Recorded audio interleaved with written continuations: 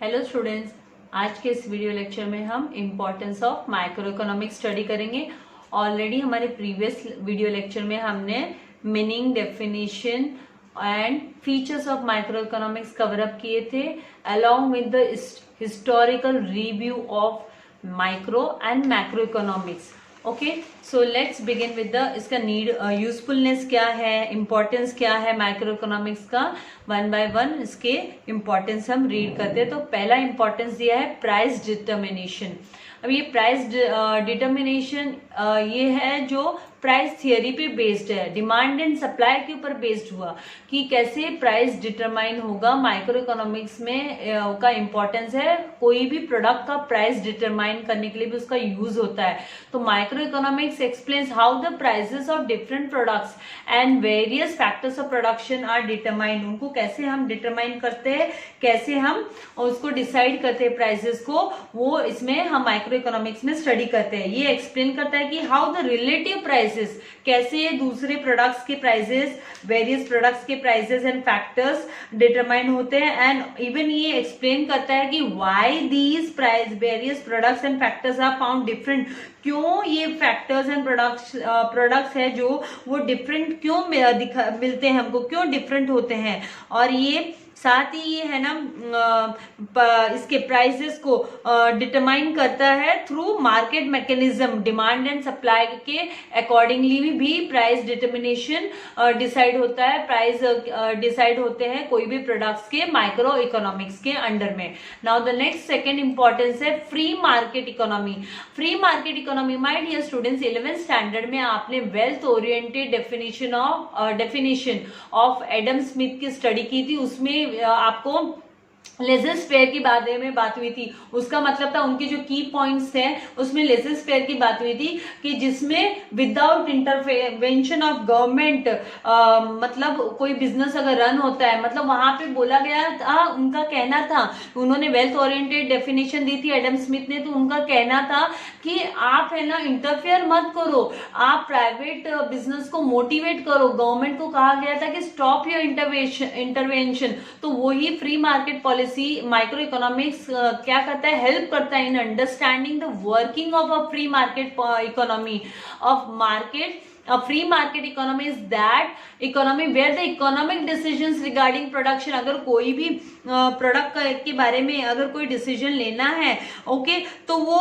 Independently वो freely वो है ना डिसीजन ले सकते हैं। कौन से डिसीजन, जैसे कि what to produce, how much to produce, how to produce, where to produce and for whom it should be produced। ये सारी जो decisions हैं these are taken by the private individuals। और ये किस पे based होते हैं, these are based on the consumers preference और demand for the product। की consumer की choice क्या है, उनकी demand क्या है, उनकी desired क्या है। ऑलरेडी हमने ये desired जो है वो word as per the desired हमने फीचर्स में भी स्टडी किया था। उसके जो थियरी थी, प्राइस थियरीज थी, उसमें भी हमने स्टडी किया कि उनकी डिजायर्ड विल के हिसाब से मतलब ये प्रोडक्ट्स प्रिपेयर्ड होने चाहिए, बनने चाहिए। तो फ्री मार्केट पॉलिसी अगर फॉलो होगी और गवर्नमेंट का इंटरवेंशन नहीं होगा या कोई अदर एजेंसीज का इंटरवेंशन नहीं होगा बिजनेस में, तो वो इकोनॉमी अच्छे से ग्रो होगी। तो ये स्टडी करने में कौन हेल्प करता है, मैक्रो इकोनॉमिक हेल्प करता है इसको अंडरस्टैंड करने के लिए। फ्री मार्केट इकोनॉमी को स्टडी करने में माइक्रो इकोनॉमिक्स की हेल्प ली जाती है। नाउ द नेक्स्ट इंपॉर्टेंस कहाँ पे है माइक्रो इकोनॉमिक्स का, फॉरेन ट्रेड में या इंटरनेशनल ट्रेड्स के बारे में बात हो रही है। यहाँ पे फॉरेन ट्रेड में is nothing but export import के बिजनेस के बारे में बात हो रही है कि micro economics helps in explaining various aspects of foreign trade. Like उसके इफेक्ट्स क्या होंगे, टैरिफ के जो टैक्सेस लगते हैं, टैरिफ्स लगते हैं, एक्सपोर्ट इंपोर्ट के जो टैक्सेस होते हैं ऑन अ पर्टिकुलर कमोडिटी। फिर डिटर्मिनेशन ऑफ करेंसी एक्सचेंज की, कौन सी करेंसी एक्सचेंज होगी दो कंट्रीज के बीच में, वो करेंसी एक्सचेंज रेट्स क्या होंगे। पता है उनके रेट्स में डिफरेंस होते हैं, आपको सभी जानते हैं कि डॉलर एंड रुपी के बीच में भी काफी डिफरेंस है।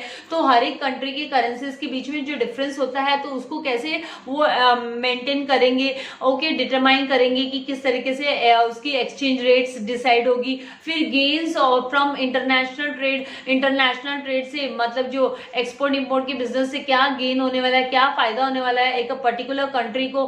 तो तो ये सब स्टडी करने में कौन हेल्प करता है? माइक्रो इकोनॉमिक्स हेल्प करता है। माइक्रो इकोनॉमिक्स का यहाँ पर भी इंपॉर्टेंस होता है, बहुत ही बेटर रोल प्ले करता है micro economics in considering foreign trade policies. Okay, so the next point we have under the importance is economic model building. Microeconomic helps in understanding various complex economic situations with the help of, ये बहुत सारी complex situations को भी study करने में help करता है with the help of economic models. यहाँ पे अलग अलग models बनाए जाते हैं जिसके अंडर में it has made a valuable contribution to economics.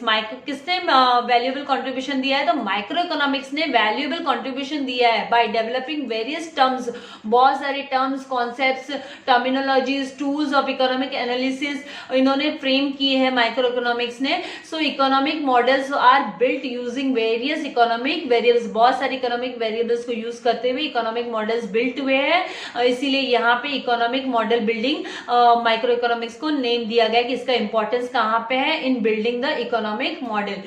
इस पे यहाँ पे इसका कॉन्ट्रीब्यूशन है माइक्रो इकोनॉमिक्स का. द नेक्स्ट पॉइंट यहाँ पे आता है कि business decisions. Yes my dear students, micro economic theories are helpful to businessman. ये बिजनेसमैन के लिए भी बहुत हेल्पफुल है, बहुत क्रूशियल है while taking business decisions. Business decisions लेने के टाइम पे बहुत इंपॉर्टेंट है कि वो माइक्रो इकोनॉमिक थियरीज को यूज में ले. So these decisions are related to the determination of cost of production. जैसे हमने बात की कि डिमांड एंड सप्लाई. सी अगर मार्केट में किसी प्रोडक्ट्स की काफी डिमांड है और देखो बहुत सारी जगह पे है ना मैनिपुलेशन हो जाता है. अगर डिमांड बढ़ जाती है, कंज्यूमर्स है मार्केट में बहुत सारे, तो जो प्रोड्यूसर्स होते हैं, बिजनेसमैन होते हैं, जस्ट टू अर्न प्रॉफिट वो क्या करते हैं, उसका शॉर्ट ऑफ सप्लाई दिखाते हैं कि है ना सप्लाई नहीं हो रहा है मार्केट में, प्रोडक्शन धीरे हो रहा है, आपकी डिमांड ज्यादा है, तो उसके अकॉर्डिंगली उनको प्राइस सेट करने में बहुत बड़ी हेल्प हो जाती है. राइट, तो माइक्रो इकोनॉमिक्स इस तरीके से बिजनेसमैन को हेल्प करता है अपने बिजनेस रिलेटेड डिसीजंस लेने में. फिर determination of price of goods, यही वो डिमांड एंड सप्लाई की बात आ गई. फिर मैक्सिमाइजेशन ऑफ आउटपुट, मतलब by using optimum use of resources. Optimum use of resources, maximum optimum use of resources मतलब आप विदाउट वेस्टेज आप ज्यादा से ज्यादा कितना प्रोड्यूस कर सकते हो, रॉ मटेरियल का वेस्टेज ना हो. आप रिसोर्सेज यूज करो, मना ही नहीं है, लेकिन उसका वेस्टेज नहीं होना चाहिए, वो आपको ध्यान में रखना है. और प्रॉफिट पॉलिसी को भी डिसाइड करने में माइक्रो इकोनॉमी बिजनेसमैन को हेल्प करता है. तो this is how business decisions depend on micro economics. Micro economics का इंपॉर्टेंस बिजनेस डिसीजन में भी है. बिजनेस डिसीजन के लिए भी माइक्रो इकोनॉमिक बहुत ही यूजफुल टूल है. The next comes the useful to government. Government को किस तरीके से हेल्प करती है माइक्रो इकोनॉमिक्स, कैसे यूजफुल है गवर्नमेंट के लिए? तो it is useful to the government in framing economic policies, frame करने में, such as taxation policy, public expenditure policy, price policy, ये सब डिसाइड करने में, फ्रेम करने में, ये पॉलिसीज बनाने में, ये रूल्स बनाने में गवर्नमेंट को माइक्रो इकोनॉमिक बहुत बड़ा कॉन्ट्रीब्यूशन देती है. These policies help the government to attain. इससे क्या होता है, गवर्नमेंट अपने गोल्स को अचीव कर सकते हैं, अटेन कर सकते हैं. Okay, of efficient allocation of resources and promoting economic welfare of the society. और फिर वो अपने जो एलोकेशन ऑफ रिसोर्सेज एफिशिएंटली करके वो इकोनॉमिक वेलफेयर को प्रमोट करते हैं. मतलब for the welfare of the society the government works then according to the with the help of microeconomics. When the tax policies and the public expenditure policies and price policies are made set, then it helps in the welfare of the society as well. तो इस तरीके से micro economics का बड़ा contribution government के लिए भी है. The next 7th point, the last one, is the basis of welfare economics. Micro economic एक बेस है, एक वी से ना द एक जीरो लेवल पे, ग्राउंड लेवल पे उसको सपोर्टिव सिस्टम है माइक्रो इकोनॉमिक्स. किसके लिए?